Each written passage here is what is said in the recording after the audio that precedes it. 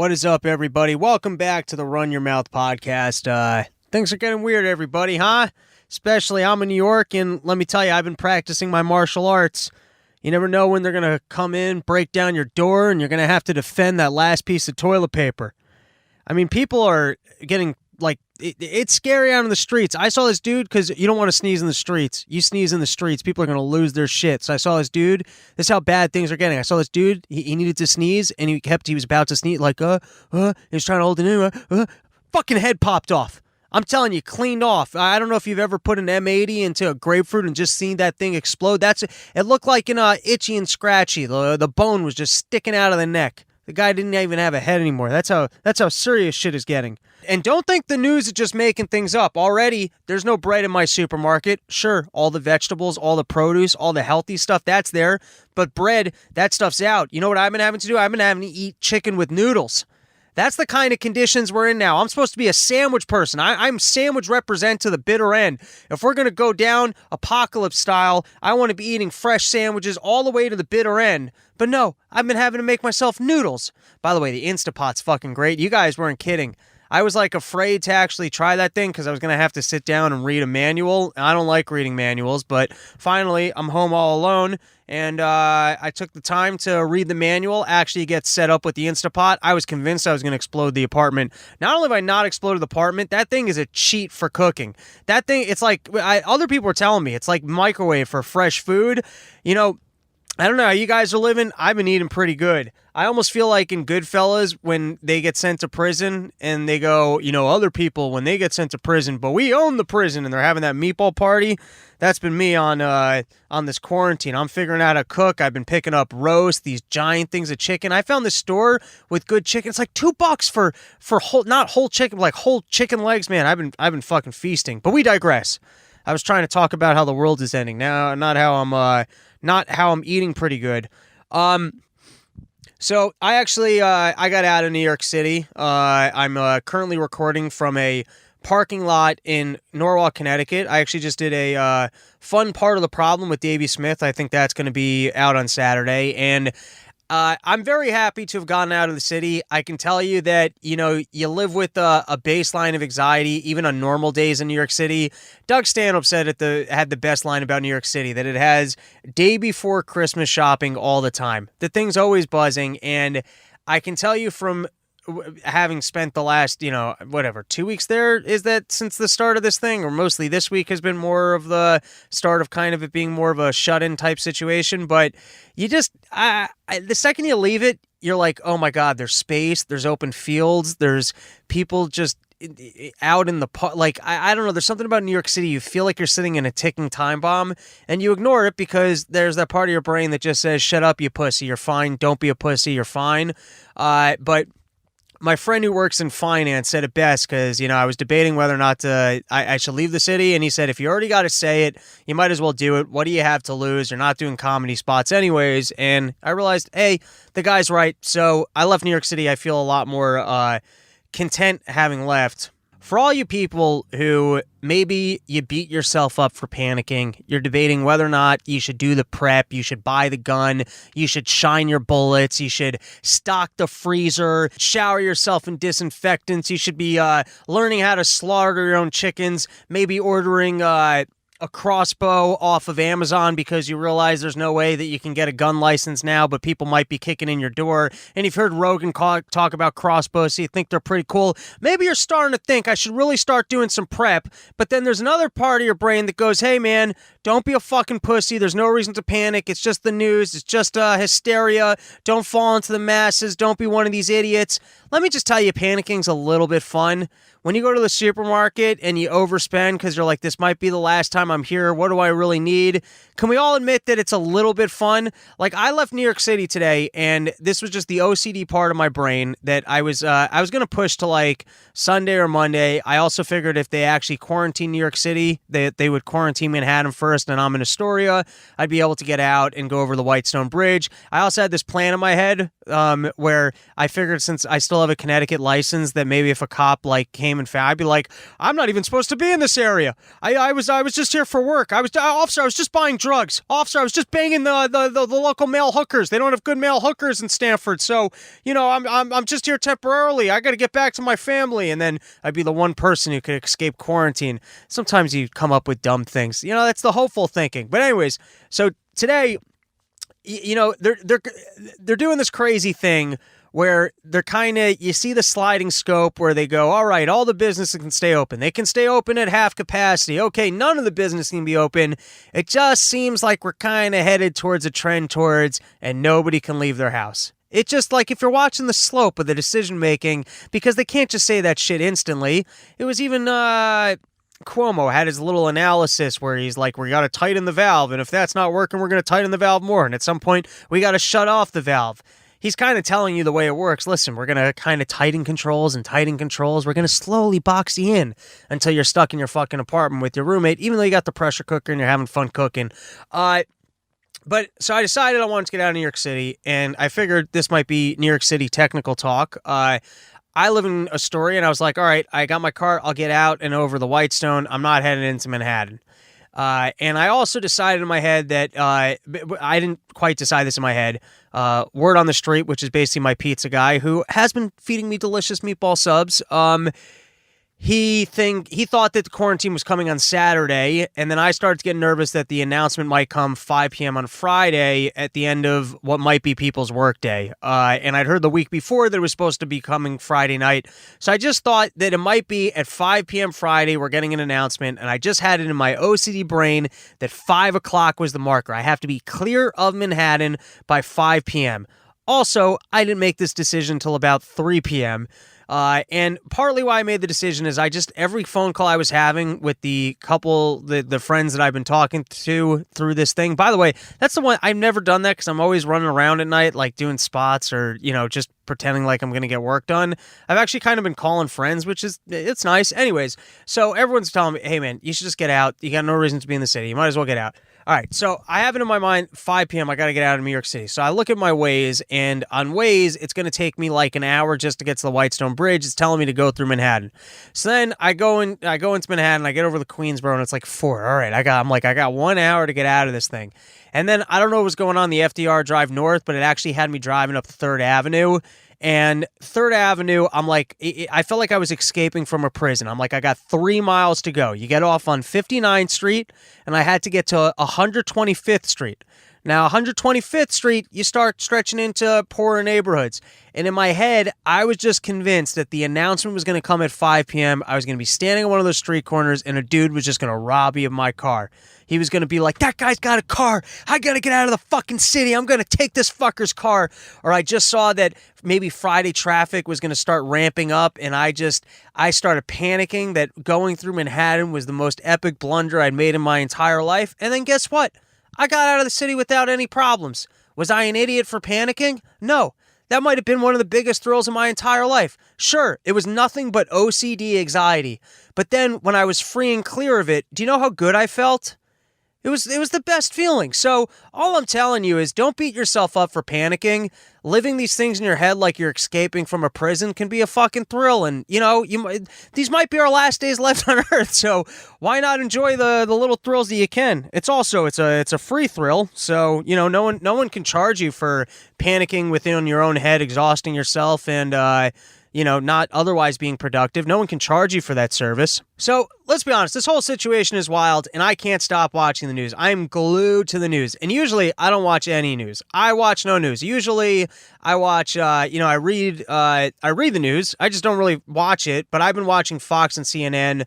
And I don't know how you cannot be watching this. Like, all these people, if you're like working at home, how are you doing other work? This might be the end of the world. Do you really want to be filling in a spreadsheet when you could be watching the last piece of American propaganda? Do you really want to miss out on that? And then here's what's great about CNN and Fox is you basically get to choose between government needs to quarantine, that's the big thing on CNN, or Fox, which is like, we got to go to war with China. So you get to pick which narrative you prefer. I almost feel like CNN is your mom. They're just like irrationally nervous about everything. They're just convinced everyone's out to get them. They're just mad at people. It's all gossip. And then Fox is more like your dad, who's not getting along with your mom, so he wants to go fight the neighbor.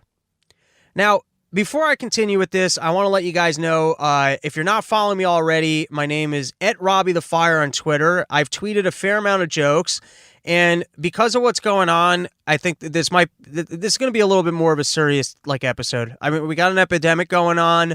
There's a lot of crazy stuff going on in the financial markets. I got to be honest, I'm a little bit afraid about this. So if you tune in, you like the jokes, I appreciate that. I'm going to be tweeting more of that @RobbieTheFire. Please go follow me. And just as a heads up for the rest of this episode, I think it's going to be taking a more serious tone. Sorry, I lied. Like I said, I've been eating pretty good. That fucking crock pot thing, Instapot. I've been loading up on chicken. I've been loading up on beef. So at least you don't have to sit in this car with me. Also, can you guys do me a favor and help me grow the show?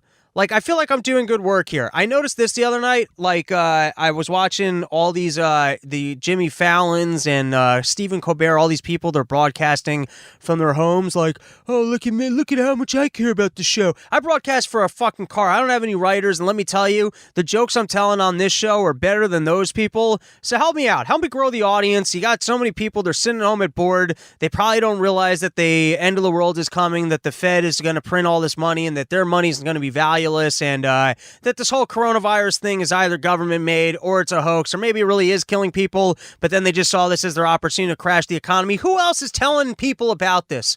And also eating good sandwiches at the same time. So just do me a favor and share the show with your friends so maybe I can have a little bit more of an audience, because do you see that dumb 2012 movie where John Cusack is running around in a limo and Woody Harrelson's broadcasting the end of the world? That guy's a bald inspiration. That's what I'm trying to do here. So help me out here. So before we get into all the bad things about coronavirus, here's one thing that's nice about it. A friend's parents, my friend, he had his parents pass away. I didn't have to go to the funeral. There was a family engagement party. That shit got canceled. Usually the one time I leave my house is on Sunday. I'll go visit my grandparents. They don't want me to come visit them. Also, I don't have to be nervous about other people getting funnier because no one else can do comedy right now. This is like a comedy timeout. Everyone else has to stay at home. I don't know how much time other people are actually going to sit down and spend writing, but I know that they can't get up and perform. I feel like this is a nice little timeout. But I really am starting to wonder, is this a hoax or the real deal? And I'm sure you're sitting there too. Unless you're one of the people and you're already sick and you're like, no, please quit telling people it's a hoax. I've been really deathly ill, or I know this person who is really deathly ill. But if you're not one of those people and you have yet to see somebody that's ill and you're not personally ill, I'm sure you're starting to think, what the fuck is going on here? And when I talk about whether or not this is a hoax, I'm not talking about the economy. That thing's ruined. That's for sure ruined. There's no question they ruined the economy. What I'm talking about is this disease, because the news, they freak out about things all the time. They would have had us quarantine over Russia collusion. If they could have, they would shut down things all the time. And usually, when it comes to other topics, it's easier for me to tell if they're being overly dramatic. When it comes to school shootings, I don't get that scared because, I look at the statistics and I also remember I don't have to go to school. This isn't a me problem, but germs, they don't just kill kids. And let me tell you this, the more I watch CNN, the more I think I'm being played. But then on the other hand, I'm a big germaphobe before this started, so I feel like, well, generally speaking, I have a pretty good crystal ball of being able to detect bullshit. When it comes to the germ thing, they found the right boogeyman. They've got me fucking panicked. I'm in Connecticut. I never pay for hotel rooms. I'm a cheap person. I don't really make a lot of money. I can't be affording hotel rooms, but what can I say? They got me fucking panicked. So I'm sitting in a car in the middle of Connecticut at some random ass fucking hotel because they got me. Maybe this will actually stimulate the economy. You know what? Maybe there won't be a depression. Maybe we're all actually spending more than we otherwise would have out of fear and panic while also pretending like we're saving because we're not sure where our next paycheck is going to come from. And I don't know. I don't know where I'm going with that train of thought. But here's the problem. So you look at Italy. Well, when I took down this note, I think they've had 1,000 more deaths since I wrote this. But even so, they got 60 million people. So even if it's 3,000 or 5,000 deaths, like, I'm not saying it's good that 5,000 people died, but I'm just saying it's a giant fucking country. And then you also look at the death charts of people under the age 65, and it's almost negligible. And then you also hear, like, I heard Cuomo say that in China, 4 out of 5 people that transmitted the disease didn't even know that they had the disease. I've heard that, like, as much as 80% of people that have this thing won't even know that they have symptoms. Now, maybe that's fear and propaganda that they want you to stay home even if you're feeling completely fine. I don't know. And then I also saw Ron Paul. He put out a little bit of a video being like, it would be better, all these kids, like, go to the beach. It's better for your immune system. I don't know if he quite said in those words. But the point is, I don't know. This is a very tough one to tell. Is this a hoax or is this thing the real fucking deal? And I don't know about you, but I find that my attitude changes basically with each conversation that I have. Like, if I talk to someone else who's freaked out about it, I freak the fuck out about it. But, like, if you call one of your stoner friends, like, hey, man, it's fine, man, because all my stoner friends still talk like Tommy Chong, then you're like, all right, it's fine. Or, like, I bet you have your crazy grandmother and she's just out at spring break. She's like, what are you talking about, you pussy? This is great. This is fine. There's nothing to be worried about. I basically find that maybe that's my own weak brain, but it's whoever I last spoke to. If the last person I spoke to is panicked about it, then I'm completely panicked about it. And then if I call up my other friend and he goes, I think this is all a bunch of bullshit and we're going to be fine, then I also just think, hey, this is a bunch of bullshit and we're going to be fine. So my question for you, is this a low-risk hold that they shut down the economy because it was going down anyways? I mean, think about how many times the news has lied to us. We all know that they can cherry pick information and show it on repeat. And then you just wonder, like, is that what's happening here? And I'm not saying it is. I'm just saying I don't know. I don't think anyone really knows. I think that's why they picked a good boogeyman, because it's really hard for us to refute it, because none of us are scientists. None of us are in the hospitals. None of us understand, like, really the odds of flu versus this thing. It's, I mean, as far as I know, I can't remember a single flu season where they said the entire hospitals are already overrun and there's multiple deaths. So it seems to me like this is significantly more serious, but I'm just saying there's no real way to tell. I'm venturing towards it's more serious, though. But we're clearly crashing the economy, and all that they're saying on the news is like, listen, the answer is the Fed. We're going to print more money. Government's the only way that we're going to be able to, that's the only salvation. Listen, there's a virus out there and you can't go to your job. And since you can't go to your job and you don't have any money, we're going to print money and we're going to hand you the money. We're going to take care of you. And it's a scary thing that it seems like we're really headed towards socialism in a more massive way, where we're going to give over more industry and power to government because it's the only thing that can save us. It's the only thing that can possibly prevent us from mass hysteria, from disease, from us all killing each other, from profit companies taking all of our money, not being able to get goods and services, whatever fucking lie that they have. The exact problem here is government. They're the ones that prevented people, actors in the free market from having good tests. I spoke about it on the last one, so we don't have to get into it, but people are pushing for it. They want more Fed. They want more government. And let's be honest, that's exactly what we don't need right now. I'm already seeing incredible stories of innovation. I've seen some stories about 3D printing for both respirators and valves. And that's like kind of the untold thing here. You can't beat the hive mind. Like, if you're going, oh shit, there's a problem and we need to solve it. As a theoretical, do you think the 3 people or the 25 people or the 50 people working on a government team are going to be better than, I don't know how many engineers just sitting in their basement tinkering, not all under one train of thought, like just total free individuals going, hey, let me be creative and think if I can come up with the solution to this problem?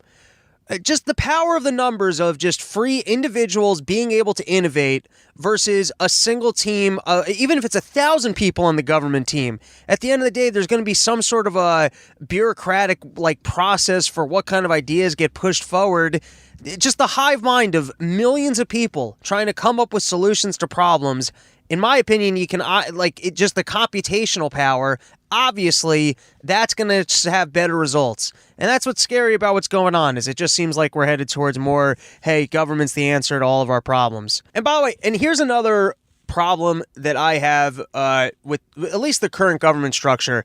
And I know this is a a lot of libertarians don't agree with me on this. We're not going to get too into the weeds, and I understand where you guys are coming from.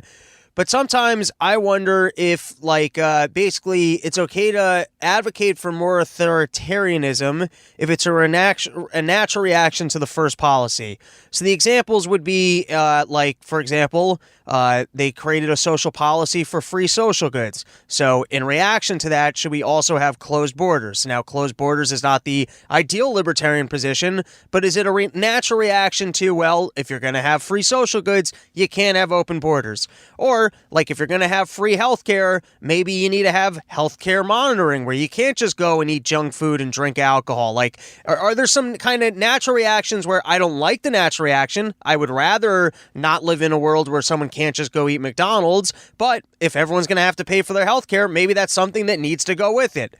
So here's one of the things that really annoys me about government is that at the end of the day, they do have a little bit of a need to be likable. At the end of the day, they need to stay in office. They need votes. That's entirely the corrupt system when it comes to debt financing, is that it is in their best interest to spend money now because it helps them stay in office. If they can give you free healthcare now, if they can run a deficit, well, they're not going to be in office forever. It helps them stay there. It basically bribes us for our vote. And so we understand there's a structural issue that if they can run deficits, they will. But that's because at the end of the day, they are somewhat beholden to voters and voters liking them. So the issue is that we kind of have this idea that government, well, they're going to make the tough decisions for us. Like if we have this entity towards government, they're smarter, they're wiser, and when push comes to shove, they're going to make the tough calls for us. And I think they never actually will. I think that they're more reactive than that, because if they were to basically prevent risk that we don't see, people don't like you for that. And here's an example of what I mean by that. One time I went camping with my friends. Maybe I told this story on the podcast before, but one time I was going camping with friends and they decided to leave at maybe midnight to go to the campsite. And so we get to the campsite at 1 a.m. And there are signs all over the place. Absolutely no camping. There are mosquitoes in this area with whatever virus. It was just saying no camping allowed. And my friends were like, nah, whatever. Let's just camp here. And I'm like, no, we're not camping here. They're like, dude, quit being a pussy. We came out of here to camp. We got the tent. We got our drugs. We got our alcohol. We're ready to go. I'm like, who cares about the sign? The sign fucking says that there's dangerous mosquitoes out here. And they're like, who cares? And let me tell you, mosquitoes are annoying no matter what. Every camping trip I've ever been on, I've gotten bitten up from mosquitoes. A sign that's telling me about virusy mosquitoes sounds like a good idea not to camp at that location. So I forced my friends to go to a different campsite, which we did. And they were all pissed at me because they're like, I was that annoying person in the group. And here's the thing about being that guy. When you prevent a disaster, nobody knows. Because you prevented something that didn't happen. No one's ever like, well, thank God we listened to... Well, I guess maybe there's some instances if you said, hey, we shouldn't go to that mountain and there ended up being an avalanche. There are probably some times where you prevent a disaster, like, okay, good thing we listened to that guy. But a lot of times, what I'm saying is you're preventing people from the unknown. It's almost like your mom as a kid. How many times did she tell you couldn't do something and you were just pissed off at your mom? But chances are, if you had adult eyes, you could have been like, oh, yeah, that would have been really stupid. I shouldn't have done that. The dumbest example would be, oh man, I really want to shove this fork into that socket, and then mom comes along and you're like, all right, come on, it looks so natural. I'm holding a fork, there are holes there, there are prongs here, I want to shove the prongs into the thing. That fucking bitch won't let me shove prongs into this hole that's just sitting in the wall. It's just asking for it. That electrical outlet is just asking to be fingered by this fork. You don't see any of that. You just mad at your mom. I don't know that any 3-year-old who thought shoving a fork into one of those electrical outlets is quite having this thought process. But you see what I'm saying. When people prevent you from doing something that you want to do because of a risk factor that is unknown to you or you never thought was going to happen, you just get upset at them. Like even the fact that I'm staying in this Connecticut hotel room is because my mom was freaking out and it just rang in my ear enough. I was like, all right, you know what? I'm going to get out of the city, which I've already mentioned in this episode 12 times. But let me tell you, when there was no quarantine in 2 days from now, a part of me is going to be annoyed at my mom that I wasted $200 when I could have been in my apartment for 2 more days for free, where I already pay rent. And I want to. That's why I don't leave my apartment. I pay rent. My roommate's not going to use up more of the apartment resources than I am. I'm not going to let him just free ride my rent money. That's why I make sure to spend more time there than him to make sure that I'm getting my full values. You see what I'm saying? All right, but now we tangented quite a bit there from what I was trying to say about government. I don't think government ever will come in the same way, like they're never going to come in and say, hey, we got to take care of the debt. They're never going to be forward-looking. They're never going to be the adult in the room. They're not going to act that way because at the end of the day, they got to be likable. And so what you have here, like I already mentioned it, you got to go look this up, where Cuomo was talking about tightening the valve, but he's describing being reactionary. Like, what we should have done probably is we just fucking close down the border. Or if you really, really think that, like, just, I mean, half measures don't work. I learned this in college. There were some tests that I studied really hard for. And by really hard, I mean, like, I sat down for 3 or 4 hours and I never showed up for the entire semester and I got a 50. But let me tell you, it's not easy to get a 50. Like, you have to know 50% of the information to get a 50, and guess what? Guess what? You walk away with nothing. The 4 or 5 hours that you put in to get the 50 and know half the answers on that test are worth nothing. You might as well have done 0, because sometimes half-assing it is literally worth not, like, sure, you feel good. You get to feel like, oh, I tried to do something here, but in reality, you did absolutely nothing. And so I think there's a structural problem with government that, like, they'll never, if this was a contagion risk, they're not going to lock down New York City until it's too late. They're not going to lock down states until it's too late. It's always going to be once they had to do it because they had no choice. Do you kind of see what I'm saying?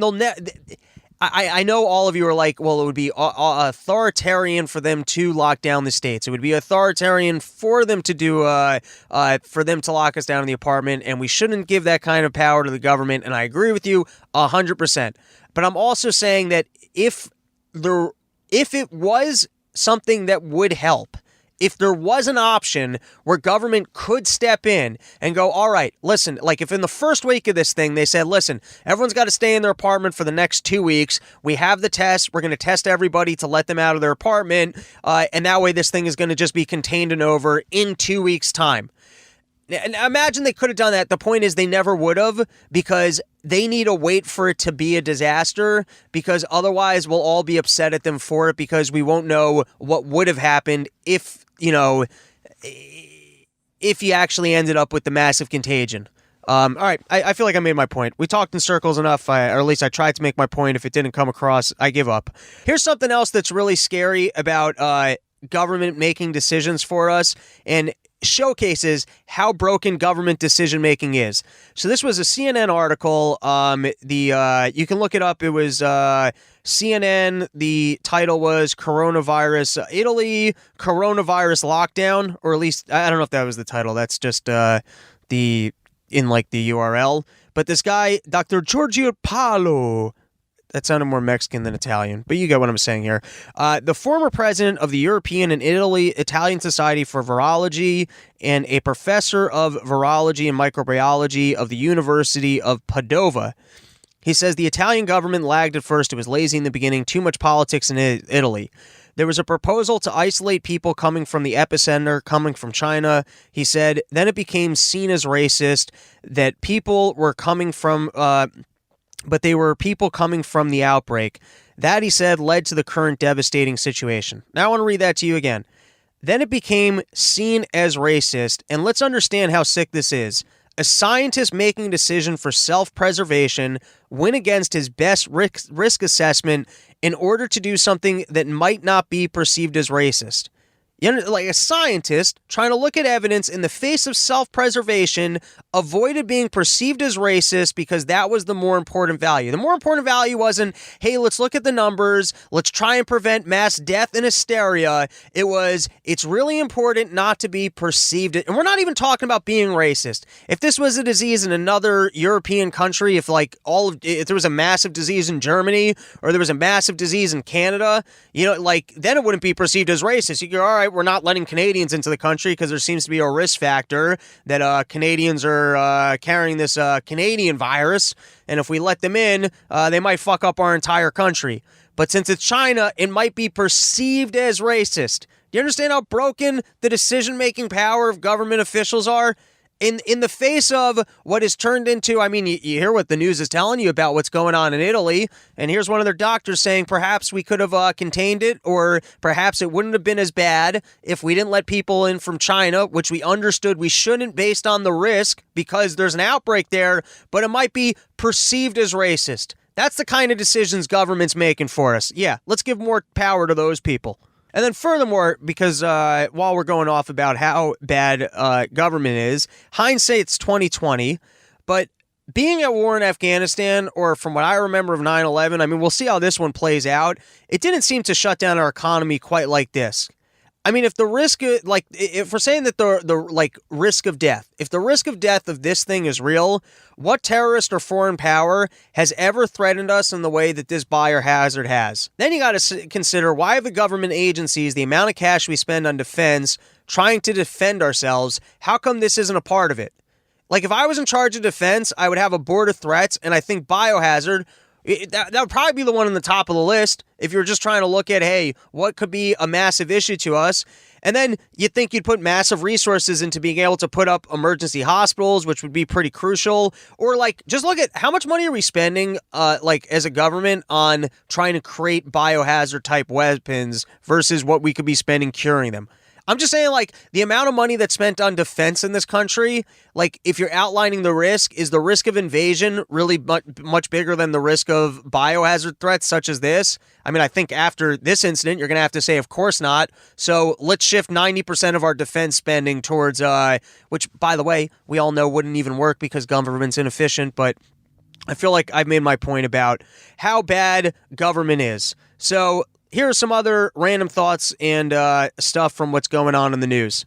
So one is, obviously, they're telling everybody that they should work at home. That's been the advice of CNN and countless other news sources. Everyone's saying, hey, stay home.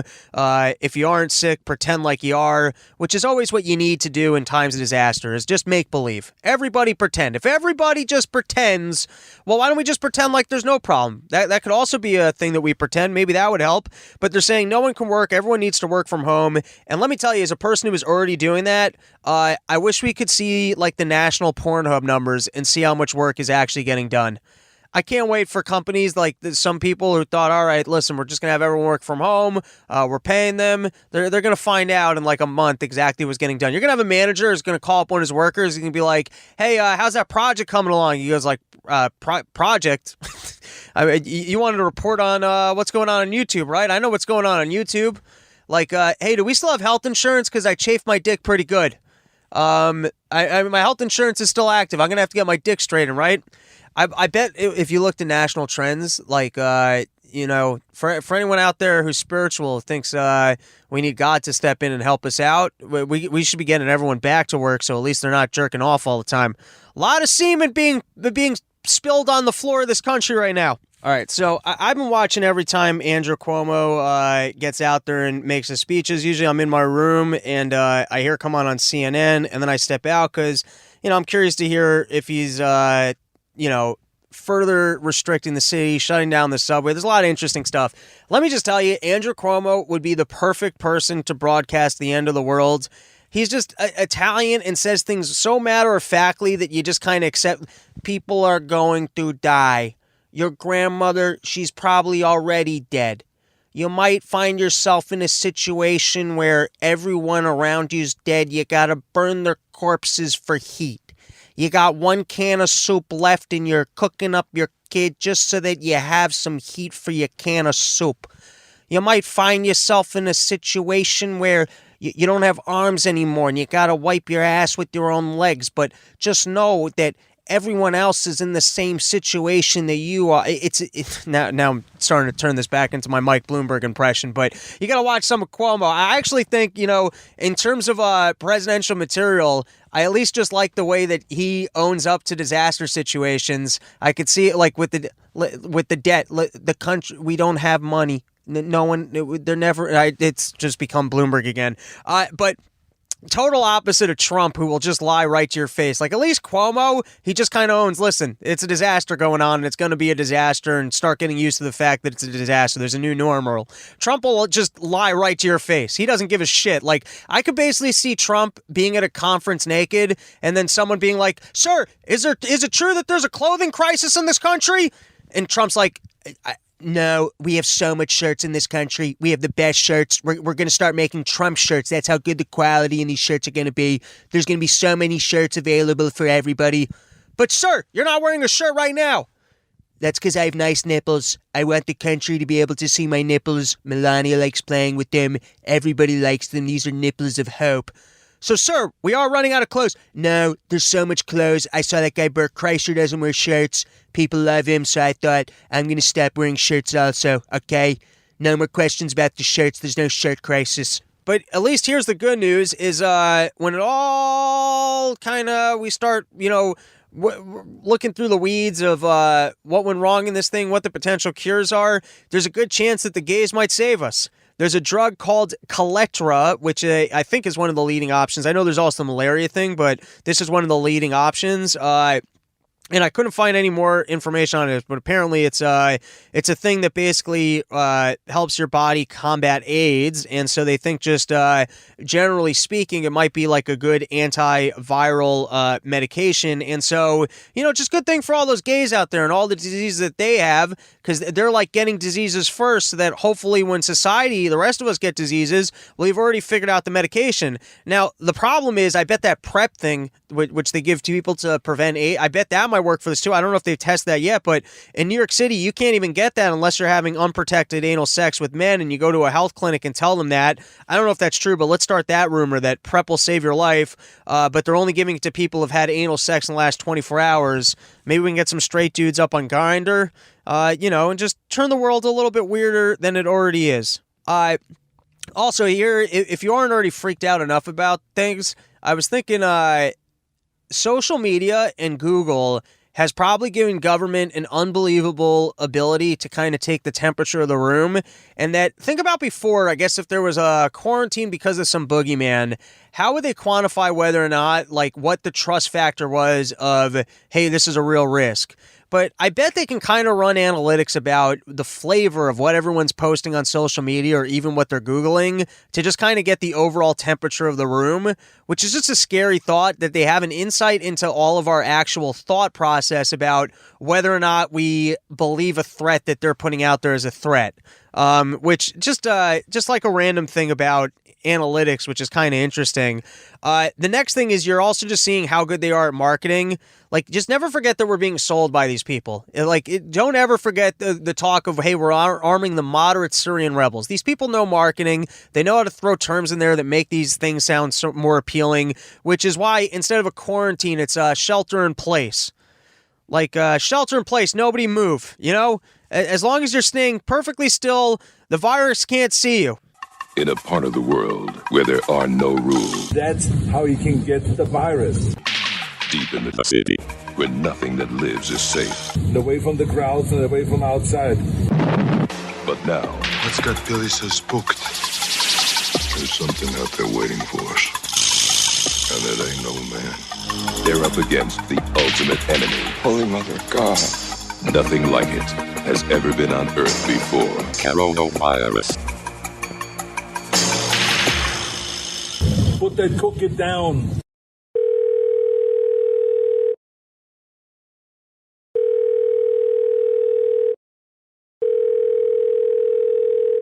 All right, so as things seem to turn to shit in New York City, I feel like nobody understands New York better than BK Chris, especially when it comes to translating Cuomo, because I can't understand the guy. He's talking your language.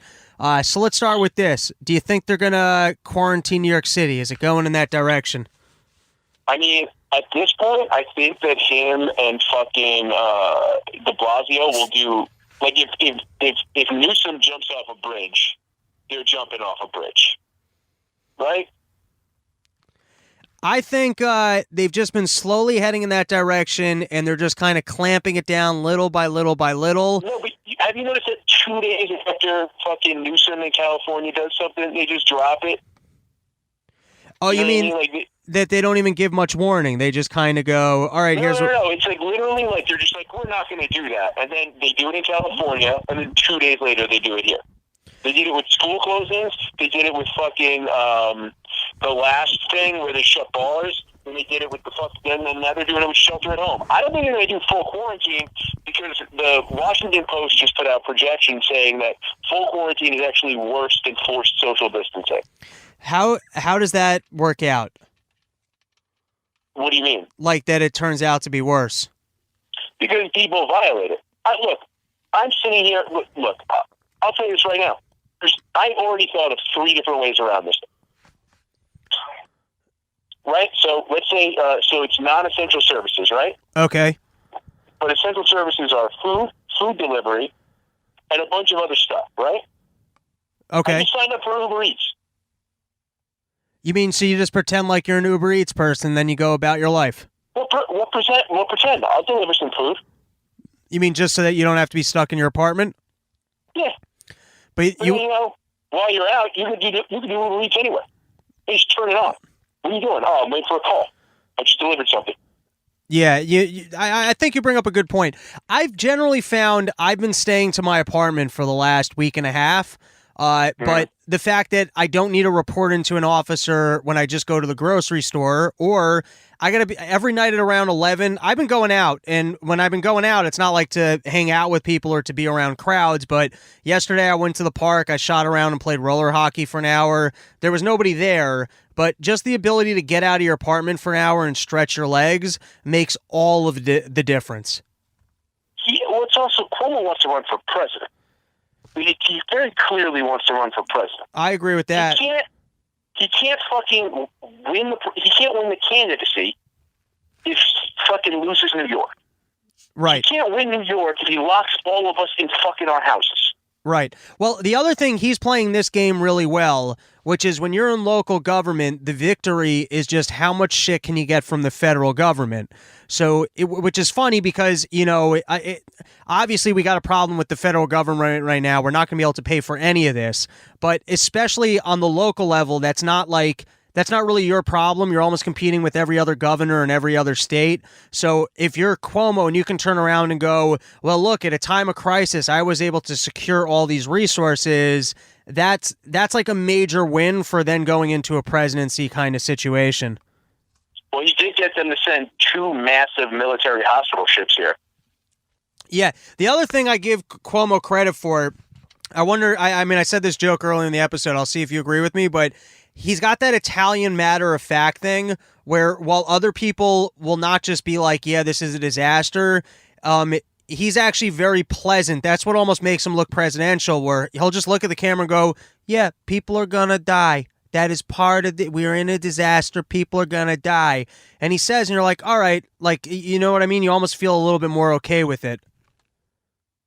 Yeah, I mean, I'll be honest, man. I've been... as much as this is terrifying that they're just like, everybody's just kind of like, yeah, sure, lock us away. And people are demanding more. As much as that's terrifying, it's like, he's still kind of doing his job, I guess. Well, they found the perfect, this is so much better than terrorism in terms of people's willingness to just give over authority to the federal government. You know, this is like they found the right boogeyman where everyone's like, yes, fucking lock up everybody and just take control. And I guarantee you, all of a sudden, this is going to start popping up more and more. It's going to start being like hurricane evacuations. You know how there's a bunch of hurricane evacuations and not a lot of, you know what I mean? Like for years, there was just hurricane evacuations. And then nothing really ever happened. And there was just hurricane lockdowns. They were just fear-mongering us for years in New York City before Sandy hit. And then it finally hit, and nobody fucking moved because they were fucking fear-mongered. You know what I mean? Right. You know, the more interesting anti-government thing would be like they're trying to like train us to just be obedient, so they keep kind of like having these practice scenarios so that we get increasingly more used to it. But what you're saying is it actually has the opposite approach, that when real disaster strikes, we're going to be like, hey, fuck you. And we're going to have a problem right now. Yeah. Well, we're going to have a... I'll tell you this right now. I went to Prospect Park. It looked like... I went there the other day when it was still cold out. Yeah. I literally left because I couldn't stay. I've been actively trying to stay away from most people. Right. You know what I mean? Like, I have, like, my very small inner circle that I've seen here and there, and I live with my girlfriend. But other than that, I have seen the Chinese delivery guy and the fucking Arab guy at the corner store for my morning coffee. That's it. I go for a walk. I go for a run. But, like, literally, the park was so crowded, it made me paranoid. Mike On my bike. Mike Lemmy said the same thing. He said he went out in Brooklyn. He was just trying to go to the grocery store, and he said that so many people were out. It was like Times Square crowded, which is that is so frightening. Dude, I'll tell you this. So forget this. So St. Patrick's Day, I have two female friends who are posting pictures at a bar in Bay Ridge, Brooklyn. Yeah, it's just like, I'm just like, how are you? First of all, how are you doing that? Right. Second of all, why are you doing that? Like, and then these are two people who, like, my boy has this that works at they haven't been able to test him, but, like, the doctors were like, yeah, you don't have any other viral infection we've tested you for, and you've had a fever for over a week. Like, this is like, I don't understand why people at this point aren't voluntarily staying home. You mean, so it's funny because my area hasn't been doing that, and both me and my roommate have been basically staying in the apartment except for, going to the store. Like, I've been operating that way because I'm a germaphobe, and this thing terrifies me, and I've been doing that already for like 2 weeks. Even from like the earlier reports of this thing going on, I was like, okay, I'm not going to open mics. I'm just going to go into the office, and that's it. I'm limiting my contact, but it really is shocking to me that other people are being pretty, flippant about it. Dude, I'll tell you this: like, in my neighborhood, I go outside and try. Like, I'll go through my lawn. Right. Oh shit! Did I just lose you, dude? No, I'm here. Can you hear me? Yeah. Sorry, I lost you there for a second.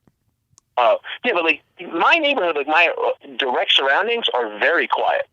But then, like, when I, like, on the rare occasion I, like, leave the neighborhood, I like, went over to a friend's house because he needed some help with something earlier today, right?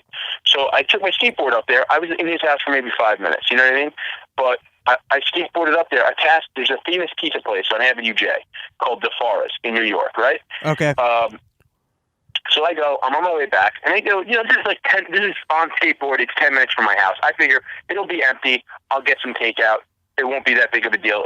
I get there, the store is closed, you can't let people in, but there's a large crowd, and this is the middle of the day, this is noon. I mean, granted, it's a lunch rush, but, like, I'm looking at the people there, like, these are not South Brooklyn people, these were hipsters, they got on the fucking subway, they went over there to eat a fucking slice of pizza because they had the same thought as me. Oh, it'll probably be empty. I'll stop by. You know what I mean? Because there's always a line there. Wild. So you're seeing a lot of people that just don't give a shit about this. Dude, there's a lot of people that are just treating this like a vacation. There's a lot of people in New York City who are getting paid to not go to work right now. Right. Now, I experienced, because I finally got out of the city today. I really thought at 5 p.m., the quarantine might come. You're just going to go murder your parents. Well, eventually, yeah. I haven't actually gone to their house yet. I didn't want to do Sabbath, so I got a hotel room for today. But the second I left the city, because in my area, I don't know why my area is so much different than everyone else. There aren't that many people out, and most of the people that you see out, they're wearing face masks. A lot of them have gloves. Like, if you didn't watch the news at all, you would go outside and be like, oh, something is up. And then you would go look it up and be like, holy shit, there's a thing going on. But dude, somebody brought up a great point to me the other day. Yeah. There's a season of Big Brother going on right now. They haven't told those people what's going on. I don't know what Big Brother is. Big Brother is that show where they, like, put a bunch of people in, like, a house underground. Okay. And it's just like, it's a reality TV show. It's just like, it came out the same year as Survivor. So there's a season being filmed right now. Oh, that's amazing. It's a fucking house somewhere. It's a house in, like, a studio, and they're just not telling them. I mean, the better show is going to be when the season's over and they tell them. That's the better show. Yeah. Let me ask you this. All right. Fucking, what's better? Not knowing any of this and having to come out into a world. So let's say the season's going to end in 3 weeks, right? Let's say 3 or 4 weeks. So this is still going to be going on. Right. When it's over. So, like, what's better? Not, like, getting those extra 4 weeks where you don't know this shit is going on and you're just, like, living ignorantly but then you're going to come out and get fucking smacked in the face with this. So I'm going to say it's not like you missed out on an orgy. You missed out on terror. The problem is going to be, I guess, like if you missed out on saying goodbye to a loved one, that's pretty rotten. You don't get that moment twice. I don't know how the producers, like, you know, what happens if that call comes in? The mom who's like, they're not going to make it, and they're like, sorry, we're filming a show here. You can't talk to whoever. I would also have to think that whoever's producing that show, I mean, who knows? Fucking producers are scumbag. I can't imagine you just, you know, put them on a van and bring them back to their New York City apartment. You know what I mean? You got to be somewhat responsible for them. So you're probably lucky. You're in some weird place. They're from all over the country. There's a good chance they're going to come out and fucking flights are going to be grounded. I'm going to assume that the network is responsible for you, and that's going to be a pretty good, whatever provisions are made for you while you're on the show, you're going to continue to get craft service or whatever the fuck else. You know what I mean? That's probably a good free ride. So that might not be bad then. Not bad at all. I think you get out and then they go, guys, we appreciate that you did the whole show. We didn't tell you there's actually been a disaster in the country. You're very lucky that you were a part of the show because now we have this hotel for you with these arrangements. I would think that they have to do that because the liability of just like being like, oh, you didn't have any chance to prep and now you're on your own. I mean, no, but think about how funny this is. It's just a bunch of meatheads in a house. And then they're going to be like, well, how did this happen? And, like, somebody way smarter than them is going to have to look them in the face and be like, I don't know, we don't really know. Bat soup, maybe? I fucking told those people not to eat those fucking bats. I fucking told them, bro. Who the fuck would eat a fucking bat, bro? Why the fuck would you eat a bat? It doesn't even fucking taste good. I could have fucking told you that. Bats are just for hitting the blacksmith. I'll fucking go out to China and give it some fucking pizza. That's what they should fucking eat. Well, the funnier show would be if they just released him and didn't tell him and let them like just walk into towns like that great scene. That second episode, was it the first or second episode of The Walking Dead when he just went into Atlanta and he was not prepared for the zombie hordes? Did you watch The Walking Dead? No, I never watched it. So listen, The Walking Dead sucks now. It is not worth watching the whole thing, but you should sit down. Are you a fan of like zombie movies in general? Is that a genre that you ever were like into? Yeah. I will say I'm a sucker for, like, even before The Walking Dead, I was a sucker for a zombie movie. Like, even all the Resident Evils, even though they're all bad, I like them all. Like, if before The Walking Dead, because then you kind of totally got your fill on zombie movies, and they did it better than anyone. But any zombie thing could come out, and I was into it. I just like that genre. I like the terror of it. I enjoyed it. But there's one episode where he wants to go to Atlanta to get his family, and he goes into Atlanta on a horse. And I think it's the second episode, and it's on Netflix. If you don't watch a single other episode of the show, that is one of the greatest hours of television. You should go watch it. But it would be fun if they just released these fucking Goombas without any knowledge. Like, they go to the local town to show up to the bar that they love, and it's just fucking empty. They're trying to figure out what's going on their own. Oh, yeah. Oh, man, that is actually really funny. Just like, it'll take them like a week to be like, wait a second. Hey, what? Tom Hanks? You mean the Tom... You sure they just didn't make another Philadelphia? Yo, it's fucking summer. Why does it feel like I got the fucking flu? Yeah. So, in keeping yourself occupied with quarantine, what are some of the things you're getting yourself up into? I've been cooking again. I made a baked ziti the other night for the first time in a long while. I'm making some pork chops right now. I got them in the immersion circulator. All right. And wait, and what do you have them in? The sous vide. I'm sous videing some pork chops. I'm gonna sear them in the cast iron after that. I don't know what any of that means, but it sounds delicious. Yeah, it's gonna be good. Stir fry some vegetables. I think tomorrow I'm gonna make a nice beef stew. Nice. I just figured out how to use the Instapot, and not that anything I'm making is delicious, but the fact that you can just make like chicken and beef in bulk and pull it out and it's fresh and hot, it's pretty incredible. Well, dude, that's what I'm kind of glad. It's like still gonna be it's gonna be cold again tomorrow. It's gonna be in the 50s for another couple of weeks. Like, I still got a turkey in my freezer from Thanksgiving. I'm gonna cook that. Fucking And like I made like a big thing of pea soup. Like I'm gonna make a beef stew. Like I got so much I already had so much food in my freezer. It's like, this is fine. All right. So now with the New York City lockdown coming, do you think New York City is looking for chaos or violence? Do you think it's going to pop off? I mean, look, just to be on the safe side, I bought a pump action crossbow on Amazon today. Are you allowed to ship those to New York? I mean, they took my money. There you go. I hope it shows up, because off air, you and we both at the same time were like, I know I can't get a gun, but maybe we can get a crossbow. Well, what's funny is I was sitting outside when I called you, because you asked me to call you. I was sitting outside my house. I was smoking a cigar, drinking a cup of coffee, and I go, I should probably order like a crossbow or something just to have in a fucking house. And then like I was like, you know what? I'm being fucking stupid. And so I call you, and within a minute, you're like, I'm thinking about buying a crossbow. And then as soon as we hung up with each other, I bought a crossbow. So I'm like, if the two of us had that thought, there's going to be a run on crossbows any minute now. You know what? I better go get that crossbow for myself, because I didn't actually pull the trigger, no pun intended, because I was really trying. I don't know anything about crossbows, and I really want one for home defense, so I'm not sure if I want like a really small like pistol style one, and then or if I literally got one that could drop $1. There, you mean how much did it cost you? Couple $100. Oh, so you went for a pretty high end one. Yeah. Now, you know what? I'm surprised, or maybe they do exist. In my head, mechanically, I would think you could make a crossbow that you could load up with 6 or 7 crosses at the same time. Because I would just totally can. You can. You mean you can load a crossbow with like multiple crosses? Yeah, and then you can and with multiple bolts. Yeah, and you just cock it. Because and then boom.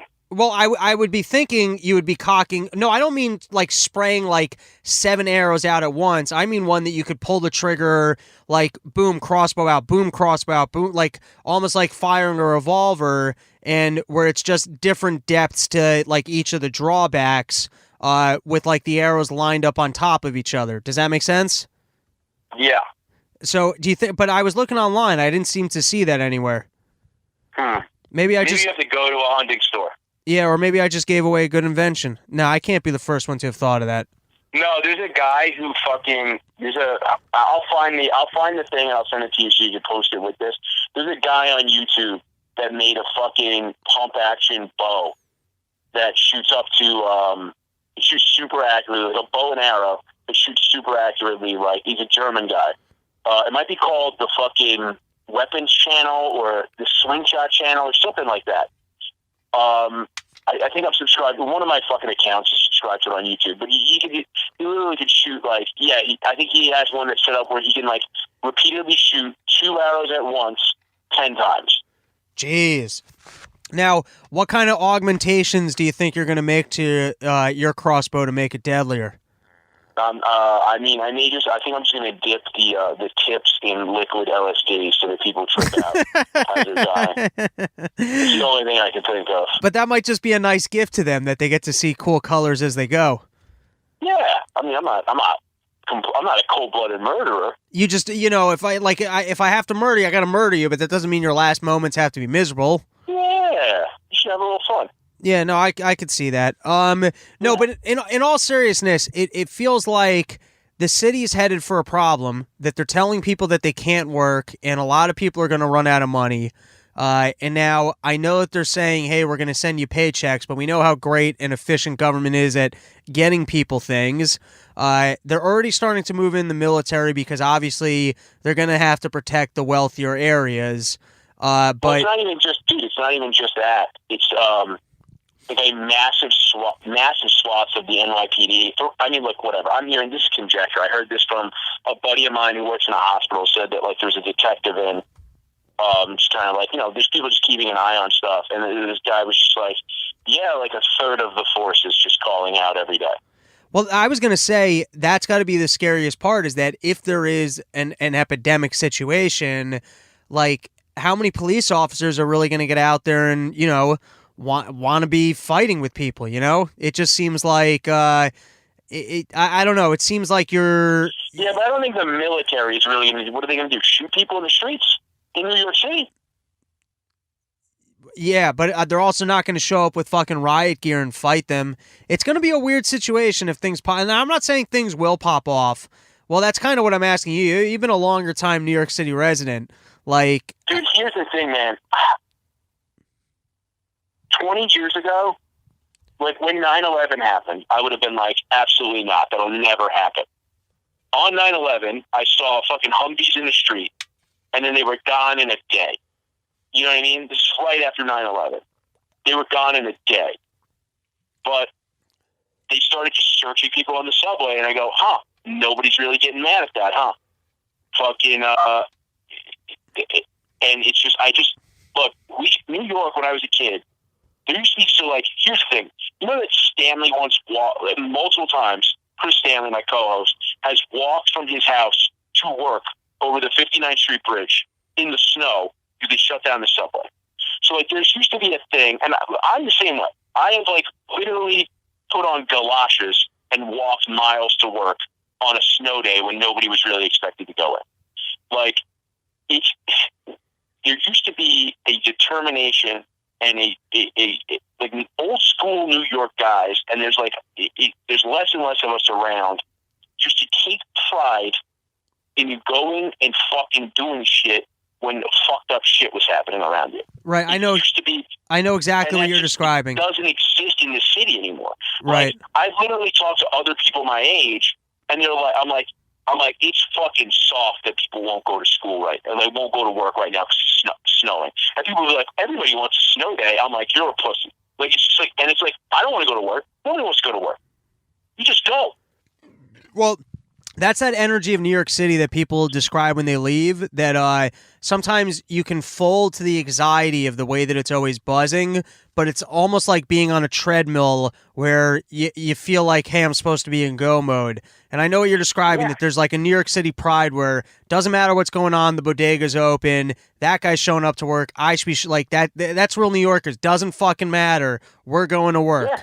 And guys outside, right? Why aren't you? Yeah, there's definitely it definitely has that energy to it, and I in my head I wouldn't have noticed as much with the snow day thing, but in this instance, I mean, clearly no one has that attitude. No, but here's the thing. Here's what's weird is that this is all these same people who are fucking outside right now. If it was snowing, would not be if there was a blizzard on St. Patrick's Day, the bars would have been empty. If there was a blizzard on the other day when I was in the park, and I'm talking about, dude, I used to ride my bike around and deliver food in fucking snow. There were not people in the park. You know what I mean? It's just it's a very weird thing that these people are outside. And it's because it's that weird fucking snow day mentality, though. It's well, we're on vacation. You're not on vacation. You're not at work because we're all going to die. Well, yeah. Well, who wants to be filling in spreadsheets at the end of the world? You know, it's got. I was saying. Yeah, but stay home and fuck your wife. I was saying earlier this week at Gas Digital that as I was sitting down and trying to get work done, it just had end of the school year energy. It just had that last week of school. Hey, we don't really need to do anything anymore. And I'm not saying that that's the truth of the situation. Work still needs to get done. But they're almost like the way there's. Yeah, Robbie, when we get off the phone, you need to sell some fucking ads. What are you talking about? Believe me, I'm aware of the situation. I'm calling fucking Sutton as soon as we get off the phone, and I'm going to be like, where's my check? All right. So amongst all the conspiracy theories that are swirling around, what do you think is really going on here? What do you mean? Do you think that this virus was man-made? Do you think they're trying to crash the economy? Do you think Bill Gates is behind this? What do you think is the real story here? Oh, I saw the Bill Gates one. That's just fucking bizarre to me. Guy who spent much of his fortune fucking trying to eliminate malaria from the world is responsible for this. That's makes no sense. Yeah, that one. I haven't done too much research into that one, but it also strikes me like it would just be. It's always I don't know how many friends that are hood dudes that you've known in your life, but I'm friends with a lot of hood dudes that I grew up with and they're the only ones I don't block on Facebook. Okay. Because they're mostly just super entertaining. Okay. Right? So, like, I block anybody who talks about politics. I ignore them on Facebook. Like, I unsubscribe to them or whatever. Fucking, but like those dudes, but like every once in a while something like this will come out, and you'd be like, oh, like you forget, like black dudes are just like, black dudes are just like they're conspiracy junkies, way worse than any like crazy hillbilly. You know what I mean? Like I had this dude be like, China created this because Trump destroyed their economy. I was like, are you fucking retarded? The Chinese economy's doing fine. Like, what? Like, I don't know how fine their economy's doing because it's hard to tell. They have like fucking ghost cities that they just wanted to have workers for, so they put shit up. Yeah. Like there is like a bunch of like weird falseness and like there's a lot of fake. Like the Chinese government is basically just printing money and not reporting it to anyone. Like you know what I mean? Like there's just. I don't even like. You know how like there's like evidence when we produce new money. There's no evidence when the Chinese produce new money. Yeah, well, it's top down. They're not responsible to anyone, and they just gotta, pretend like their system is always on the up and up. So it's hard to decipher what the hell is going on there. All right. So before we wrap it up, I mean, how bad of a depression do you think we're headed for here? Like, what are we returning to normal life anytime soon? What is just your general, not that yeah. Let me go out there with this. All right. So I just looked at the S&P right before you called me, right? Okay. And it's not lower than it was when Trump took office. But here's the problem with that. I think the real value of the S&P is probably like $1,500. I think all of the wealth that you've seen in the S&P, it's just a bubble because of QE1, QE2, QE3. Now, I think everyone's holding on to their tickets. It's kind of like being at the racetrack and you're hoping that the Fed's going to announce that they're going to just start buying up debt directly or buying up even stocks directly.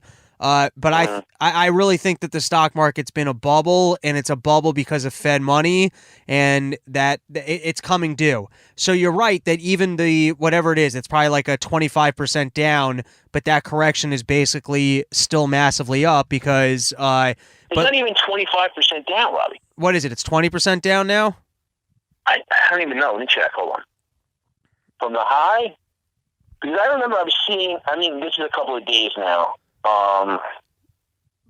But all right, do this. Just Google S&P 500 chart, quantitative easing, and then if you just look at all this, like the basically the stock values, before the Fed started buying up assets, that's probably what the real value of the S&P is. Now, the other just interesting way to look at that chart is if you start kind of doing a trend line from all What'd you say, chart with what? Like just do S&P 500, quantitative easing, and you'll probably be able to find a chart that shows you when they did QE1, QE2, QE3, and you could see the spikes in the stock market afterwards. Most of the increases correlate to the Fed pumping money into it. Okay, I see. And so the other thing is if you just kind of look at a trend line of like all those bottom dips as if it was kind of going upwards, you'll kind of have like a better look at what probably, but this is like a technical trading thing. And I'm not a financial expert and I have not really even followed stocks in any way in the last 10 years. But just in an eyeball looking at the chart, I think the value before quantitative easing started was like $2,000 or $2,500, something like that. It was probably about $2,000, right? Yeah, something like that. Yes. No, it says, hold on. I think I'm looking at the Dow. Yeah, but yeah, you're not way off. Yeah, so without any Fed intervention, that's probably what the S&P is worth. But I'm just telling you, real value of the S&P, well, I mean, because there's an inflation thing, but it's probably around, like, no Fed involvement. It's like $1,500 to $2,000, which is an epic crash, which is basically half the, what at its high, it was like at 3,000 or something, right? 3,200? Let me get it right now. You just gotta look at the chart like 2 months ago or whatever it was, a month ago. Hold on.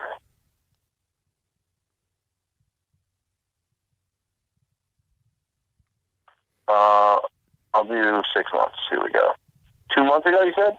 I mean, just before this thing has started coming down, you're probably looking at November, it was at So November is at about 3,000. Now it's at 2,300. So yeah, that's like it's like what is that, 15% or something? Yeah, but here's the thing: you're not going to see a correction unless it's all Fed money. That's it at this point. There's no fundamentals. There's no real growth. There's no GDP expansion. These aren't factories or innovation. It's nothing. It's just Fed money.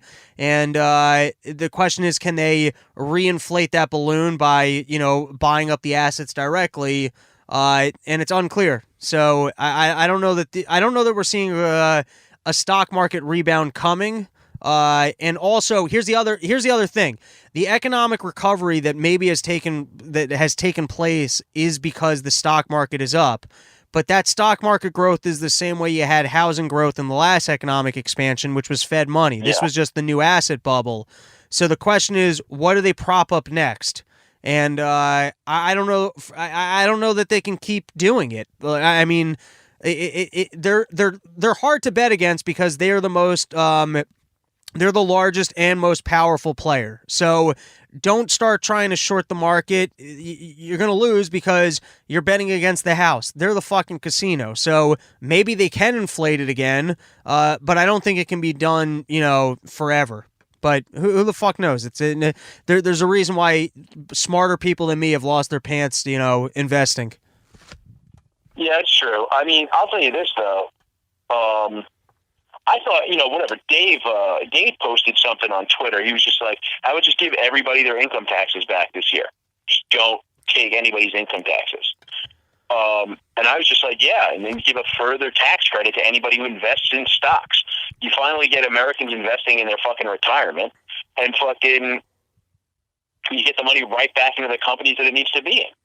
So here's what's really interesting. Everybody's going to just invest in ETFs anyway. Yeah. Nobody invests in fucking individual stocks anymore. Here's what's really interesting about that. It's a fascinating idea, but it's kind of like government creates problems when it healthcare itself has has driven up healthcare prices, and the entire insurance market kind of got kicked off because there was a tax incentive for companies to offer insurance as a benefit. You have a similar problem with the stock market itself, that with 401ks and there's an incentive to invest, you end up kind of inflating the stock market. So what would end up happening, it's really interesting, but essentially, let's say government said, whatever you invest in the market, you're not going to have to pay in taxes. But what that also then does is it will end up... You can also just take IRA contributions, because then you don't create a bubble, because you can't cash out your IRA until you're in your 60s, right? Well, so this way you don't create a bubble. You just take the write-off and make it a credit. No, I get it. But then all of that money, the problem is the people who are going to be losing the most money because of the stock market issue are the people who could afford to be in stocks. So what you're going to end up doing if you do that, and you're really going to be bailing out some of the wealthiest of individuals. Or I understand also you just cap it. No, because you're talking about an IRA. No, you can't have. Well, can you have a traditional IRA if you make over $250,000 a year? But you can't have a Roth IRA if you make over $250,000 a year. Well, you can contribute to whatever the max is, but there's a max on it. The max might be... No. There's a max for everybody. But you're not allowed to have a Roth IRA if you make over I believe you're not allowed to have a Roth IRA if you make over $250,000 a year. It's been years since I really talked extensively about this. Right. Yeah, you could be right on that. You can have a Roth 401k. But what I'm saying is a standard IRA contribution, assuming it has the same cap that a Roth IRA does at $250,000, right? If you just create a tax credit for people making under $250,000 a year. Let me state it differently. By incentivizing more people to be in the stock market because of a tax benefit, you're somewhat exasperating the problem of inflating the stock market because you're forcing people to participate in it. And so, firstly, you're forcing people to be in riskier asset classes, and secondly, I don't know. Not necessarily, because you can. I'm talking about any IRA contributions. So that could also be bonds. A lot of people are using these rebalancing, the rebalancing funds. What's that? So there's an asset class. There's a rebalancing ETF nowadays. So you basically go to like Vanguard is big on them. Although I hear they're like getting less and less popular. But Right. so like Vanguard has a bunch of them. So you go there and you put your fucking date of birth in, and then it goes here. Invest in this fund. It's for your age group. And then so as it gets closer and closer to the time that you'd be retiring, that ticker symbol, the program allocates the resources into less and less risky assets. All right, I get it. You understand? It rebalances. The fund itself rebalances. The same way the S&P rebalances if somebody falls out of the S&P and a new company takes its place. So when you invest in SPY, which is the S&P, the biggest S&P ETF, right? So when something falls out of the S&P 500, something else just takes its place. Now you want a piece of that. Right. No, I get it. In other words, when you're younger, they put you into really risky things, and then as you're older, you're closer to retirement, they make less aggressive gambles. The only thing is, though, you can get really fucked if you're like literally just pumping in money into one of those funds. Let's say like if there's a crash right before it rebalances, you're fucked. You know what I mean? It should be gradually diversifying as you get older. Right. You know what I mean? But it's like you can still get fucked. It's just like you're less likely to get fucked with that than a straight S&P ETF. You know what I mean? The more you just takes a downturn when you're 65, which happened to a ton of people in 2008, you're just fucked. Right. You know what I mean? Like. So, all right, last question. So, how soon till we can just be doing stand-up comedy again? When does that happen? 2 months? 3 months? Well, you don't want to do stand-up in an empty room for a fucking webcam? I don't think so. Would you? I actually was going to do it the other day, but then they got back to me too late. I was going to go to stand-up New York and do it, but I booked myself. I was on Revenge of the Sis the other night, and I'm obviously that's just. I'd rather podcast than do stand-up in an empty room. Wait. But, you look like you're grinding to everybody else on social media. Stand-up New York is letting you they're webcamming comedians from their stage? They did 50 comics in a row the other day. But now they're going to have to not do that. They did. You know what I mean? They did 60 it was like pass the mic just to kind of keep the stage going? No, they had hosts. Weird. Like that I don't... 12-hour show. That I don't hate because it's kind of a spectacle. To do 5 minutes on a spectacle, like I get it. I would just want to get up and do fake crowd work. I would just write a bunch of like fake crowd work jokes. And then now you just have those in your repertoire. Yeah, or I don't know if there was listen, we're like in it. The best I can describe of stand up is there's some people you just like sitting at home and do crossword puzzles. Stand up to me is like my version of doing a puzzle. It's like these little riddles, and when you figure out each individual one, it's the best feeling. It's the equation I like to solve is sitting down and how do I take a subject that I care about, find the funny in it, and put it together in a way that it elicits a laugh at the exact second. It's like solving these little puzzles. If there was a it's like whatever. It's like kind of it's a weird thing. It's like kind of like I'm sure there's a bunch of teachers who are really upset they can't teach right now. Yeah, well, you know what I mean? I think it's I discovered this and it made me feel a little bit better. But it's a universal phenomenon that sometimes you want to work and you can't. There are factory workers who, when you're put out of work, they stand on the sidelines and are like, "Fuck, I just want to work." That is a universal thing, and so for us, stand-up's our thing, and so it's like that's a universal thing to be removed from your work. If there was a way to kind of somehow get that feedback digitally with stand-up, I would be 100% game for it. But I don't. The only workaround I was thinking, the problem is we're all such dicks, but I think there would be. I don't think there's an easy way to get like a real audience feedback. There's probably a way to be doing like a digital open mic, which I'm surprised somebody hasn't put together, because that I could kind of see. No. There's dozens of those. Those already existed before that. How do those work out? Like, how do people do them? I don't know. It's just a Zoom call with 3 other people in it. Who the fuck wants to do that? Well, I guess like if it was. They're doing one. West Side Comedy Club. I just got an email. They're doing one. What, they're doing a digital open mic? Yeah, with I think it's a 20-person list on Zoom. You can do up to a 20-person conference call. Yeah, I don't know, because people ignore you in person. How's that like? You'd have to, yeah.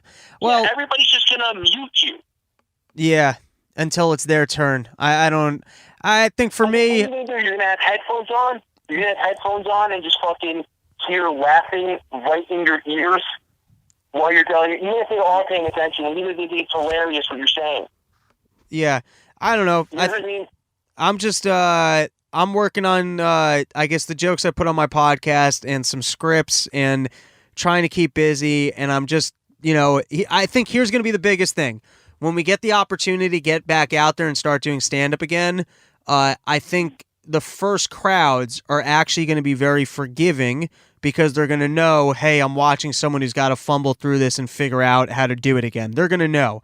So you got to make sure to hit the ground running right away, because within a month, people are going to be back up. You know what I mean? Like, your better comics, like even your Mark Normand, or maybe he's still doing stand-up somewhere right now. But like your guys who are getting a ton of reps in the city, everyone's going to stink at first. And I don't mean stink. They're going to have their jokes and, but I promise you those first crowds are going to be the best crowds. They're going to be forgiving. They're going to be there because they want to laugh and like they want to be a part of, hey, funny and normal life is coming back.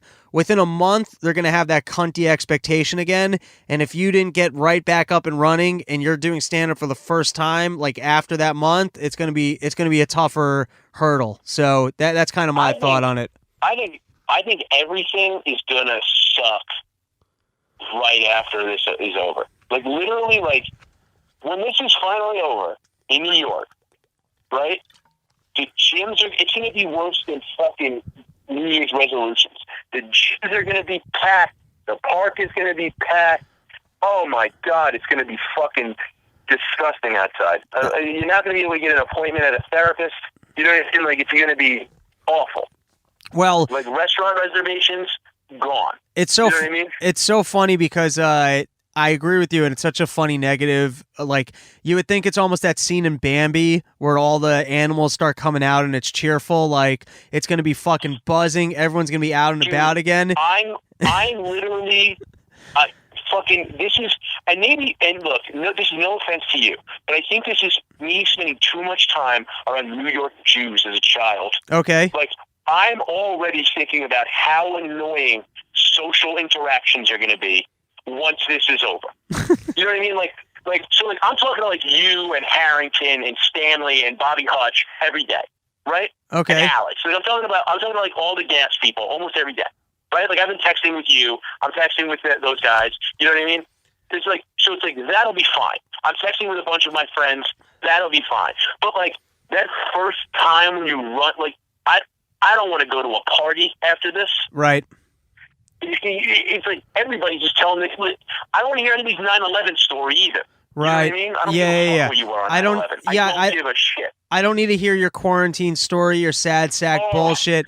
Like, that almost needs to be a rule going into when this is over. No talking about your quarantine experience. It's boring. It's not interesting. And we all went through it. You're not special for getting through this tragedy. So no one gets to talk about it. Yeah, I hope. But I'm also talking about just the exuberance of people. People being positive. I'm not looking forward to that either. Oh, you mean of everyone being like, well, we just got to get back out. We got to rebuild.